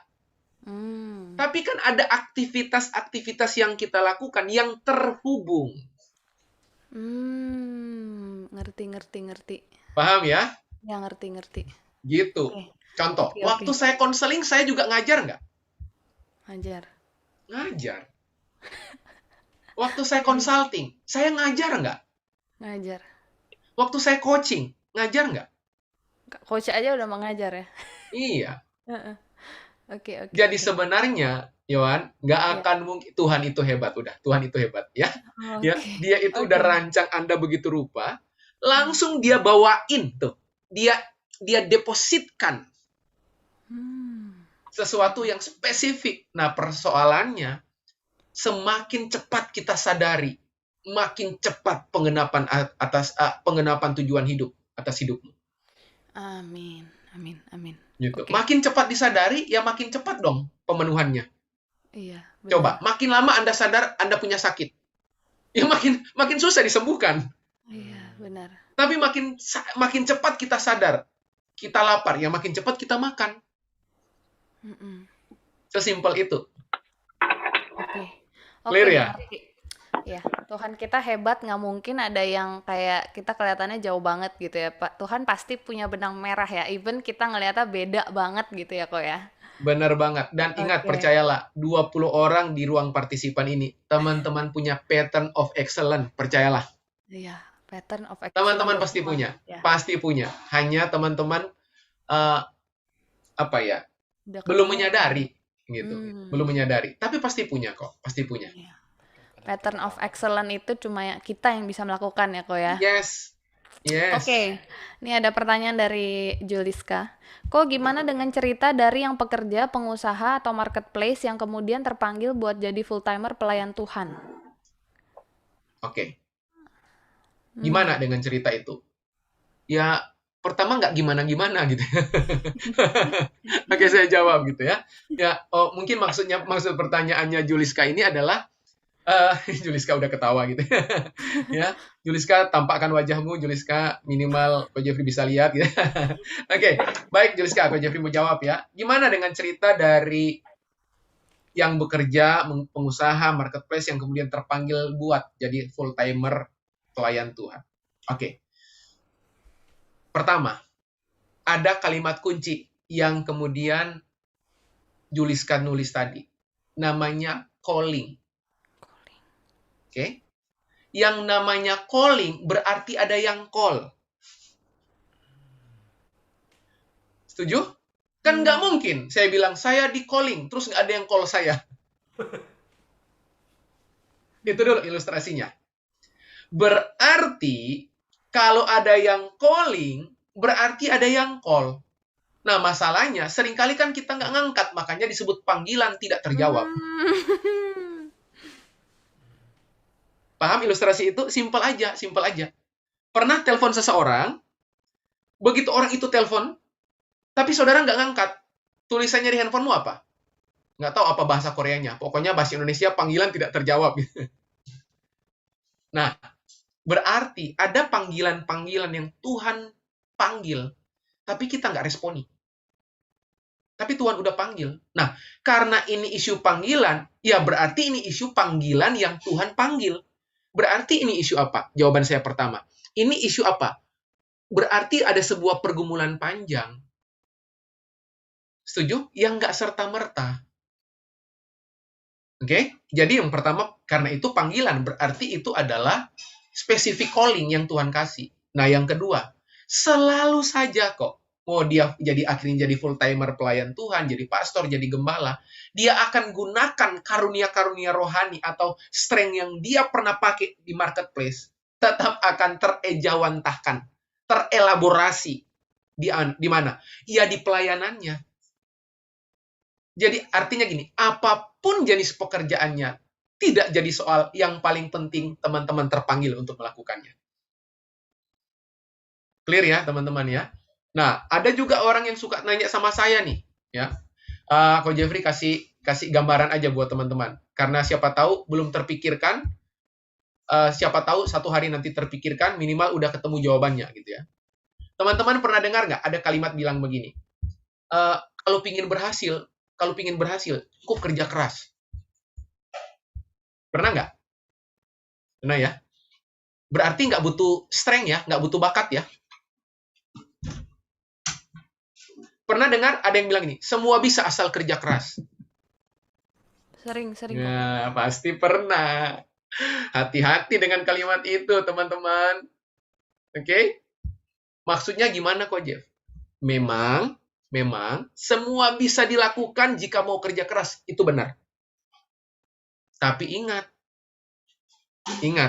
sekalipun semua bisa dikerjakan kalau mau kerja keras, tapi tetap ada 2 variabel kunci yang teman-teman harus pahami. Yang pertama, kapan bakat, kapan strength sangat dibutuhkan? Kapan? Oke. Pada saat kapan? Pada saat kapan strength atau bakat itu sangat dibutuhkan? Dibutuhkan pada saat saya menjalankan tugas dengan benar-benar excellent secara konsisten. Itu hanya orang berbakat yang bisa melakukan. Excellent dan konsisten. Hanya orang berbakat yang bisa melakukannya. Saudara bisa nggak? Oh, bisa. Tapi apakah excellent? Tidak. Apakah konsisten? Tidak. Tapi selesai nggak? Oh, selesai. Jadi ini bukan persoalan selesai apa nggak, tapi hasilnya excellent apa nggak. Hanya orang berbakat yang bisa melakukan. Yang kedua, begitu Anda selesai, terus disuruh melakukan lagi, Anda mau lagi nggak? Nggak bakal mau. Hanya orang yang berbakat yang mau melakukannya dengan konsisten. Paham? Pertanyaannya, terus kapan kerja keras dibutuhkan? Wah, ini penting. Kapan kerja keras dibutuhkan? Kerja keras dibutuhkan untuk menjalankan skala tugas yang besar dan banyak. Nah, itu butuh kerja keras. Jadi nggak selalu benar ya orang bilang ini, pokoknya kerja keras aja. Saya setuju, memang bisa. Tapi coba suruh ulang. Dia mau nggak? Nggak mau. Ya berarti memang dia nggak berbakat di situ. Tapi selesai nggak? Oh, selesai. Ini bukan persoalan selesai apa enggak. Selesai dengan terpaksa sama selesai dengan excellent beda nggak? Selesai dengan asal jadi sama selesai dengan perfect beda nggak? Hanya orang-orang yang berbakat yang bisa excellent dan konsisten. Makanya tadi Ko Jeffrey bilang, apa definisi bakat? Apa ciri bakat? Bakat itu spontan, alami, dan berulang. Oke ya. Spontan itu apa? Nggak usah dipaksa-paksa. Alami, itu natural munculnya. Berulang. Anda nggak usah, sesering Anda ulang-ulang, sesering itu Anda nikmati. Setuju? Contoh, beberapa di antara teman-teman yang memang tidak berkasih karunia di ngajar. Coba disuruh ngajar. 1 kali aja, udah capek, udah nggak mau. Saya disuruh ngajar, itu enjoy banget. Bisa nggak? Bisa nggak? Orang yang nggak punya karunia mengajar? Bisa. Tapi kalau disuruh ulang, dia nggak mau. Terus kalau dia ngajar, excellent nggak? Ya nggak. Sama seperti disuruh nyanyi. Bisa nggak nyanyi, Van? Bisa. Tapi excellent nggak? Ya nggak. Paham ya, Van ya? Ya, itu ya. Jelas? Benang Oke. merahnya jelas ya? Oke. Waduh kok Kok aku jadi sadar diri. kayaknya waktu kita kurang ya. Jadi kalau yang calling tadi sebenarnya mungkin Tuhan call udah lama, cuma kita nggak angkat-angkat gitu ya kok ya. Tiba-tiba Yes. baru sangat terdengar ketika dia udah punya bisnis, udah punya ini dan itu gitu ya kok ya. Iya. Benar banget. Oke. Benar banget.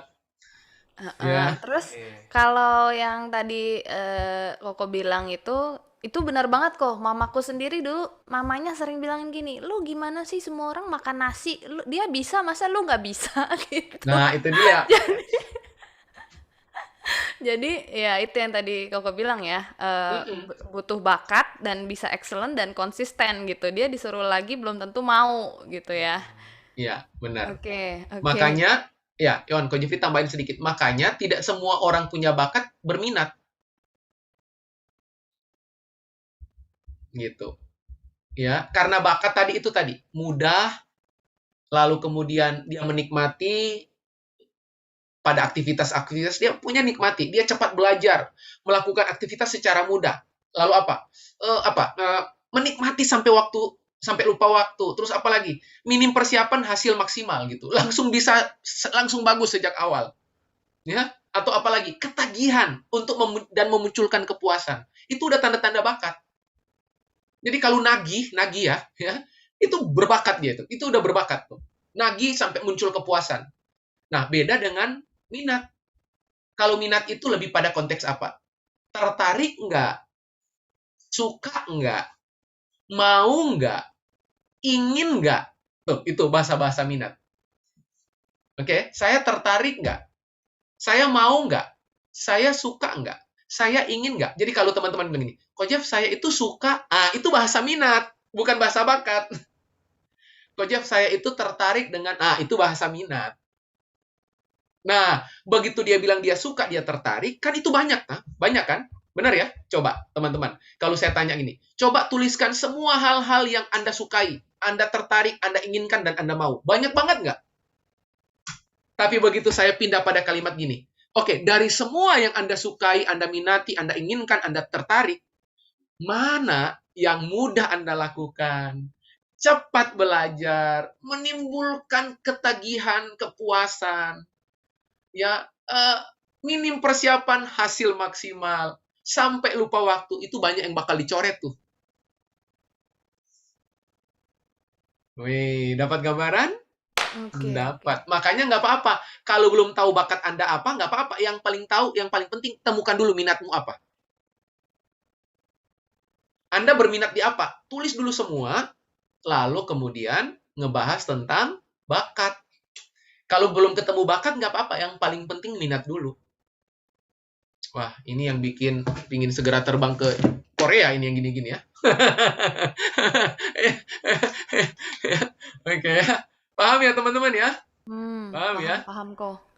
Oke, kalau misalnya ada orang yang kayak misalnya memang dia minat dan memang dia bakat di banyak hal misalnya kok.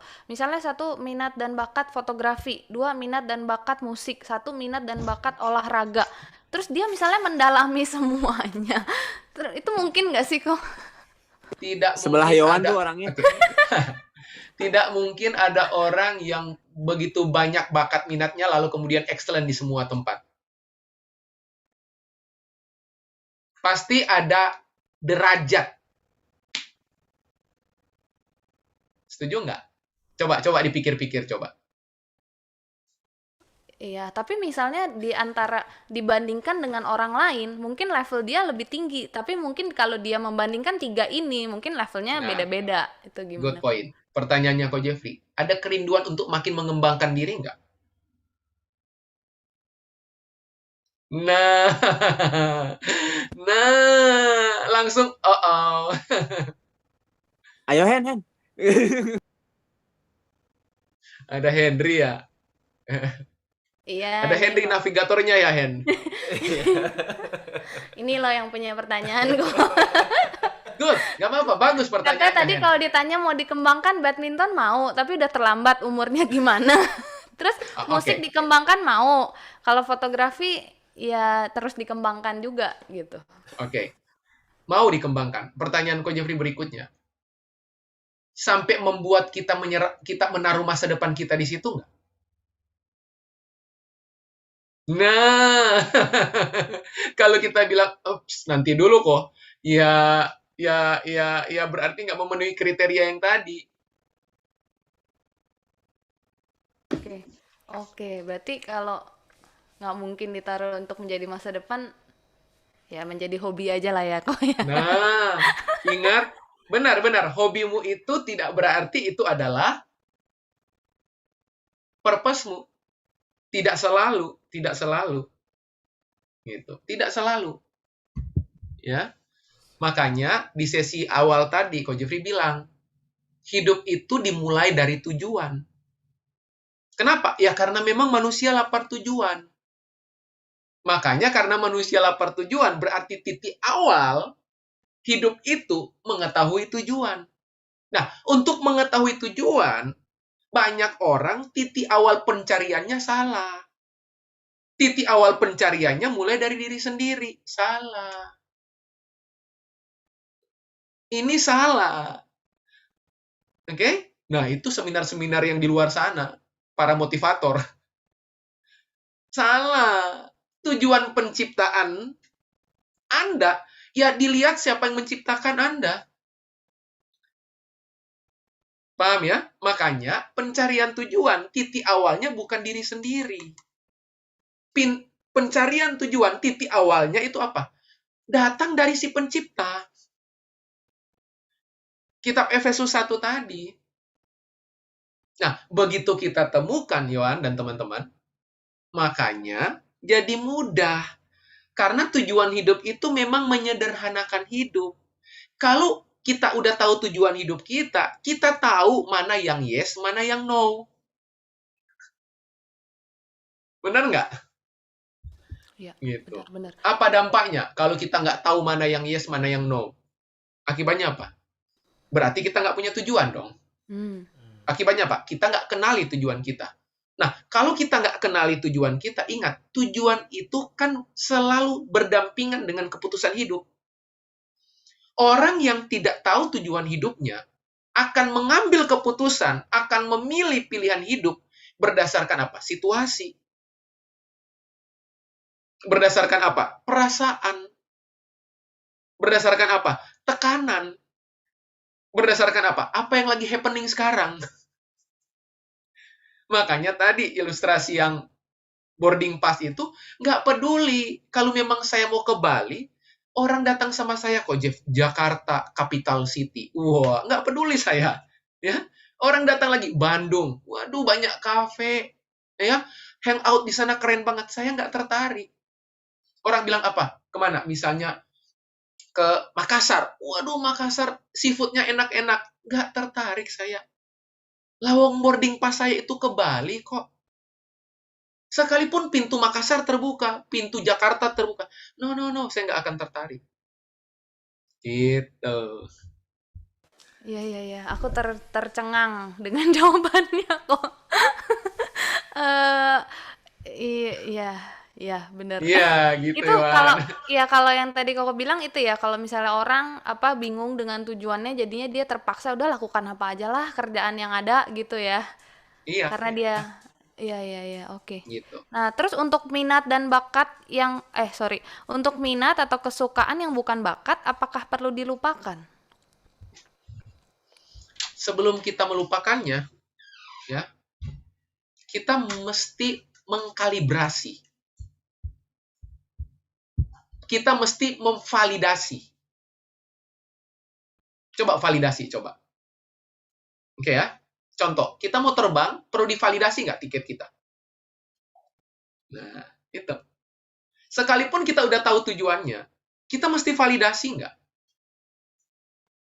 Memvalidasi itu bukan karena saya nggak tahu tujuan saya loh. Memvalidasi itu untuk memastikan di pihak maskapai bahwa memang Anda itu memang orang yang dimaksud untuk terbang.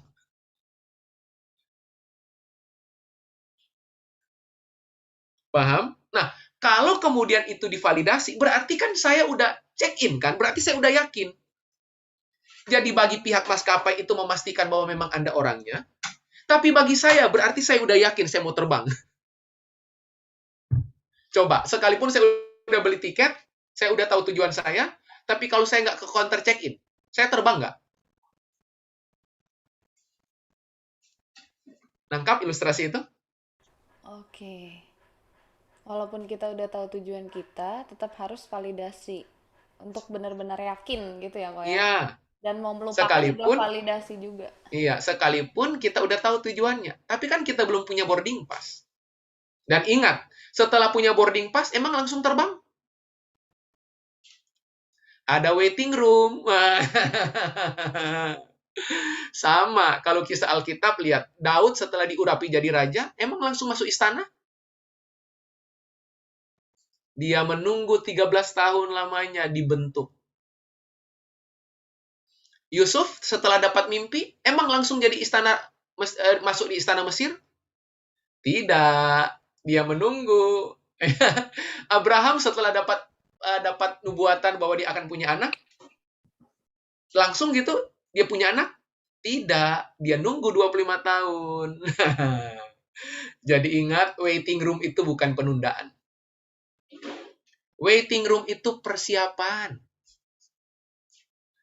Supaya waktu take off, teman-teman udah nggak lupa. Berapa banyak teman-teman di waiting room, lupa beli minum. Turun lagi ya, beli minum. Ya memang mesti ada waiting room. Berapa banyak teman-teman begitu di waiting room, lupa tasnya masih di security check-in gitu. Balik lagi, ngambil, handphone ketinggalan.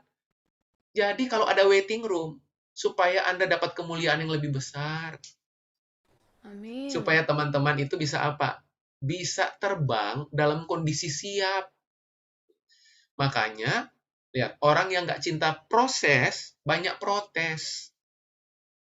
Makanya nggak pernah lihat progres. Tuh, Pak Jeffrey kasih contoh yang simple aja keseharian kita. Oke, jadi itu ibaratnya kayak kita tuh walaupun udah tahu tujuan kita, tapi mungkin kayak di waiting room itu Tuhan mempersiapkan kita lagi, kita Iya, juga mematangkan lagi bakat-bakat kita iya, gitu ya kok ya. bener banget. Oke, Contoh yang pertanyaan. lain, contoh yang lain, contoh yang lain. Heeh. Mazmur 139 tadi. Tuhan bilang ini, dalam kitabmu. Nah, kalau teman-teman lihat buku, itu kitab kan buku. Teman-teman mesti tanya, di hari ini, di malam hari ini usiamu berapa? Teman-teman itu udah di bab berapa? Jangan-jangan masih kata pengantar. Paham? Sementara orang lain udah daftar pustaka. Udah nyampe. Terus kita pakai ayat lagi. Waktu mati, finishing well. Lah di Alkitab, orang yang finishing well itu belum mati, dia udah selesai. Paham? Dia belum mati, dia udah menyelesaikan pekerjaannya. Masih ingat siapa dua orang itu? Paulus dan Yesus. Masih ingat Paulus bilang apa? Aku telah menyelesaikan. Aku telah menyelesaikan pertandingan iman. Berarti waktu dia tulis ayat itu, dia udah mati belum? Belum, tapi udah selesai ya? Ya, itu yang namanya finishing well. Kita mati nggak selesai. Yesus masih ingat? Yesus kalimatnya apa? Aku telah menyelesaikan pekerjaan yang kau berikan kepadaku. Ingat? Waktu Yesus tulis ayat itu, emang dia udah mati? Itu finishing well. Oke. Kalau orang yang apa tadi nggak suka proses, banyak protes, nggak lihat progresnya kok ya. Oke, maaf satu pertanyaan terakhir aja ya kok ya. Kalau Boleh. misalnya Koko kan mengajar dan segala macam nih, semangat gitu ya. Mm. Misalnya ada nggak sih masa-masanya males gitu, masa-masanya nggak pengen gitu. Terus apa yang dilakukan? Yang pertama, yuk kita definisikan dulu malasnya itu seperti apa. Oke ya. Nah, kalau ditanya malas, orang yang menemukan tujuan dan dia fulfill di situ, tidak bisa dikategorikan dia malas. Tidak. Kemalasan itu, ya, coba cek arti malas menurut Kamus Besar Bahasa Indonesia misalnya. Malas itu kan berkaitan dengan habit. Paham ya? Berarti konteks malas yang tadi Yohan bilang, oke, kalau itu isunya habit, berarti kan malasnya bukan karena kali itu tok. Paham ya? Contoh.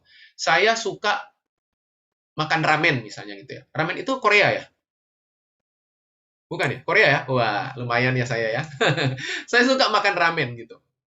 Terus besok-besok saya diajak Ivena misalnya. Ya, diajak Ivena makan ramen. Ko Jeff, makan ramen yuk Ko Jeff. Terus saya tanya gini, ada yang lain nggak? Emang saat itu Ivena langsung bilang ini, oh berarti Ko Jeffrey udah nggak suka ramen. Nggak kan? Paham ya? Enggak. Jadi konteks malas itu bicara habit. Jadi nggak bisa dibilang karena saya nggak suka, berarti saya nggak mau lagi. Bukan. Tapi kalau bahasanya Yohan itu malas, kalau itu mengandung unsur habit, ya berarti memang dia nggak punya purpose di situ. Ingat ya, karena yang namanya passion itu, purpose of life itu, kan menimbulkan kepuasan. Gitu. Jadi bukan gini, daripada nggak ada yang lain, ya udah makan itu aja. Ya itu bukan purpose namanya. Paham ya, Yohan ya? Ilustrasi-ilustrasi tadi ya. Nah, seperti itu. Oke. Nah. Oke, teman-teman. Oke kok, berarti ya kalau misalnya benar-benar purpose-nya nggak ada kata males ya dalam melakukan itu ya. Mungkin kalau Iya. lelah ada lah ya kok, Mm-mm. sekali-sekali. Ya, Lelah wajar lelah. oke, Tapi oke, kalau oke. malas itu kan habit. Nah, makanya tadi Ko Jeffrey bilang, sebelum Ko Jeffrey jawab, yuk kita samakan dulu persepsi kita tentang malas. Kalau malas itu adalah habit, ya berarti memang dia nggak punya purpose di situ. Tapi kalau bilang lelah, iya. Nah, itu. Oke, oke, oke. Berarti kalau males ya mungkin bukan purpose banget ya, cuma suka Iya, melakukannya aja gitu ya. benar gitu. Oke, oke, Gitu. oke, oke. Oke, semuanya langsung pada mikir kok. Tadi katanya ada yang otaknya beku nih. Sambil mikir. Nggak Ini apa-apa, jadi nggak yang apa-apa. kita jalani ini, gue terpaksa nggak ya karena misalnya karena gajinya gede gitu. Iya, benar. Oke, oke, oke. Thank you so much, Ko Jeffrey. Sangat memberkati sharing dan Q&A-nya. Ya, next Sebenarnya nggak time, cukup Yohan. ya. Ya, next time Yohan maupun Dedi, next time, anytime, silakan akses, kita bisa Q&A Iya. lagi, kita bisa Heeh. diskusi, brainstorming, mungkin tanpa materi, mau bertanya apapun, silakan. Iya. Ko Jeffrey dengan Udah senang hati pada nggak menyiapkan diri sabar. untuk kita bisa berdiskusi, ya. Udah pada Dengan nggak senang sabar hati. mau isi kuesioner ini kok. Iya. Oke. Thank you, Yohan. Thank Thank you, you, Dedi, thank you, dan Ko. semua Thank you so teman-teman. much, Salam Thank Ko you, Jeffrey. Ko. Thank you banget Ya. kok. Thank you kok. Thank you Ya. kok. Thank you Ya. John. Thank you Iman. Wow, malam ini luar biasa. Oke, kita mau berdoa ya untuk Ko Jeffrey karena setelah ini Ko Jeffrey ada pelayanan lagi, saudara. Mari kita sama-sama berdoa dan kita juga akhiri pertemuan kita di malam hari ini. Bapak, kami bersyukur malam hari ini Engkau memperlengkapi kami melalui hamba-Mu, Ko Jeffrey Teresna, yang begitu penuh dengan urapan, menyampaikan isi hati-Mu dengan bahasa yang sederhana, menginspirasi, mendorong kami semua Tuhan, untuk lebih dalam lagi Tuhan menyelaraskan hidup kami dengan tujuan Tuhan. Terima kasih buat pengurapan yang Tuhan percayakan dalam hidup hamba-Mu, menolong kami semua Tuhan. Biarlah hamba-Mu terus Tuhan mengalami pembesaran kapasitas, sehingga seluruh rencana dan kehendak-Mu boleh digenapi seutuhnya, dan hamba-Mu boleh dipakai menjadi blessing kepada lebih banyak orang lagi Tuhan. Berkati penggembalaannya di SMCC Surabaya, berkati keluarganya, berkati semua yang dikerjakan hamba-Mu. Biarlah perkenanan Tuhan senantiasa menyertai Ko Jeffrey. Terima kasih Tuhan, malam hari ini kami juga bersyukur untuk Yohan, untuk Ive yang sudah melayani, untuk Kevin, dan semua orang yang hadir di Zoom meeting malam ini. Kami semua mengalami perjumpaan dengan Tuhan. Kami mengalami pimpinan Tuhan, tuntunan Tuhan, hikmat Tuhan untuk menolong kami semua boleh menyelesaikan kehendak Tuhan pada zaman ini. Terima kasih Bapa, terima kasih, kami bersyukur, dan sebentar kami akan kembali ke aktivitas kami masing-masing Tuhan. Kami rindu terima berkat dari Tuhan. Mari buka hati, tengadakan kedua belah tangan saudara. Saya mohon Ko Jeffrey boleh berdoa berkat buat kita semua Ko. Kami percaya malam hari ini tidak ada yang datang karena sebuah kebetulan, tapi datang karena sebuah kesengajaan. Kalau Tuhan bersengaja mempertemukan kami, artinya Tuhan punya planning yang spesifik. Tuhan punya pesan yang khusus buat setiap kami, komunitas BIC Calgary. Dan malam hari ini, kami membuka tangan kami, itu pertanda. Kami mengakui bahwa di luar Tuhan, kami tidak bisa berbuat apapun. Kami membuka tangan kami, itu pertanda. Kami menyadari bahwa ada otoritas yang jauh lebih besar dari hanya sekedar apa yang kami miliki. Dan malam hari ini kami mengakui otoritas-Mu, dan kami menghormati kehadiran Roh Kudus dalam kehidupan kami. Dan malam hari ini kami mau terima berkat dari Allah Bapa, cinta kasih dari Tuhan Yesus Kristus, persekutuan yang manis dengan Roh Kudus, memberkati pekerjaan-Mu, memberkati pelayanan-Mu, memberkati sekolah, studimu, kampusmu, kuliahmu, dan memberkati seluruh area kehidupan-Mu. Apa saja yang Kau buat, dibuat Tuhan berhasil, sehingga orang melihat perbuatan-Mu yang baik, dan memuliakan Bapa di sorga. Semua menerima berkat yang terbaik, bersama-sama berkata, amin, amin, amin. Amin. God bless you all. Thank Tuhan you. memberkati.